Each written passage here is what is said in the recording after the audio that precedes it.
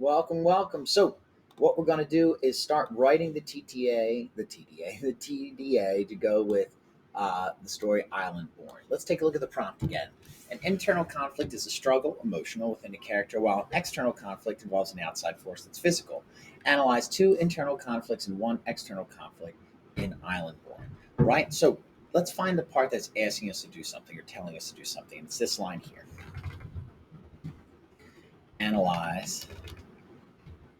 Analyze two internal conflicts and one external conflict in Islandborn. Okay. Now, what do I need to do? I need to turn this prompt into a thesis. Well, how do I do that? Well, this is what's called a imperative sentence, a command. It's giving me a command. So what I do is I get rid of the command word, which is the opening verb. I get rid of analyze. Two internal conflicts and one external conflict in Islandborn involve, and let's center it on our characters, um, involve nervousness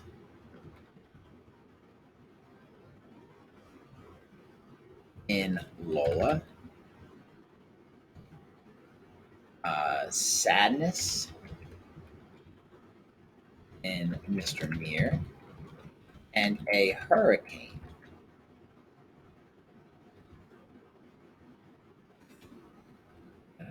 And a dangerous hurricane. So I've got my thesis. My thesis tells the reader what the rest of my entire essay is going to be about. Now I've got to write my first body paragraph. Body paragraph one. This is the only one that I'm going to write for you, but we'll also find some quotes together that maybe will be useful for us to write about for our other two body paragraphs. And we can use that first body paragraph to help write the other two. Okay? So, thesis, internal conflicts. Let's write about Lola's internal conflict. And I think we ought to go back towards the beginning to capture Lola's nervousness and the larger problem of the story at the same time. I think that would be wise. So, let's go ahead back to that slide.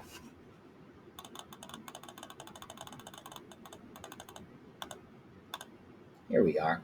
This directly addresses the TDA prompt. And I want to use some of the text over here, and I know it's a little small, so I'm going to blow it up real quick.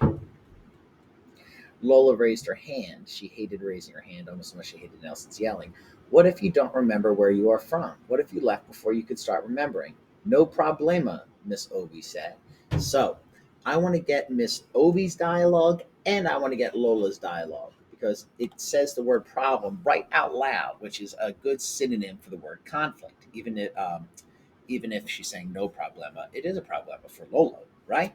So let's go ahead and get this quote. So I go up here to the address bar. You should do the same. You should do the same right now.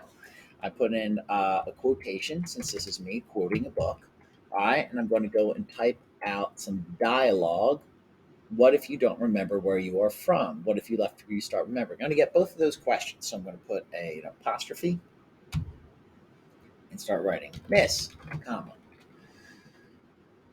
What if you don't remember where you are from? What if you left before you could start remembering? An apostrophe, space, apostrophe. Mrs. Obi replies, no problema. I'm going to get Miss Obi in there. Miss Obi said. End of quotation. Then I go Control A. Then I do Control Z. And then I can take it all the way back to where I'm writing the TDA. Just click on the arrow down there to do so. Slide 51. There's my quote right down there. Perfect. All right, so that's the quotation that I'm leading up to. My thesis and my topic sentence are going to look very similar. Always start a body paragraph off with the topic sentence so your reader knows what is going on with the paragraph. Don't just describe what happens in the story. All right, that's not what this is for. This is for analysis. This is not just a summary. Okay, so topic sentence. We're going to focus on Lola right? Her nervousness emanates from two sources: talking in class, and also it emanates from her not knowing her past to be able to do that assignment. So, or remembering her past, right? So let's go ahead and take care of business. One internal conflict in Islandborn involves nervousness in Lola. Right? Now, I've got to have something called context, which is a little bit of background that tells you something about the story. So, Lola attends a school where most of the students are from other places. Her teacher, Miss Obi, gives the class an assignment to draw a picture of their first home. I think that covers the opening for sure. Then we go into the quotation, right? The evidence. Yes, what if you don't remember where you're from? What if you left before you start prom? No problemo, Miss Obi said. Now we've got to do with this noun verb that follows every single quotation we'll ever use from now to the middle of college, right? So this question and answer shows that Lola is nervous she will not be able to complete the assignment. If she were older when she left the island, I'm capitalizing that because I capitalized it in the book. Oh, quick pause, just because. So sorry about that. If she were older when she left the island, comma, then she would be more likely to remember the island. Capitalize it since it's capitalized in the book. All right. Now we have one last sentence. We've got our this noun verb. We have our conditional sentence following it. If and then will be your friend when it comes to analyzing. And then I think it's very useful to end and sometimes transition with the word important. So um, while this problem or conflict is important, what I'm going to put the word internal because that's what the question is asking me to identify. While this internal problem or conflict is important,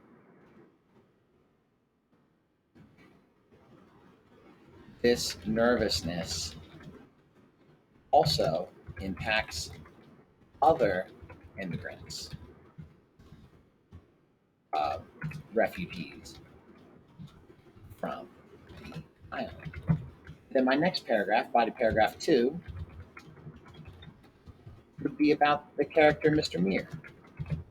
Then body paragraph 3 is about an external conflict, right? As opposed to internal.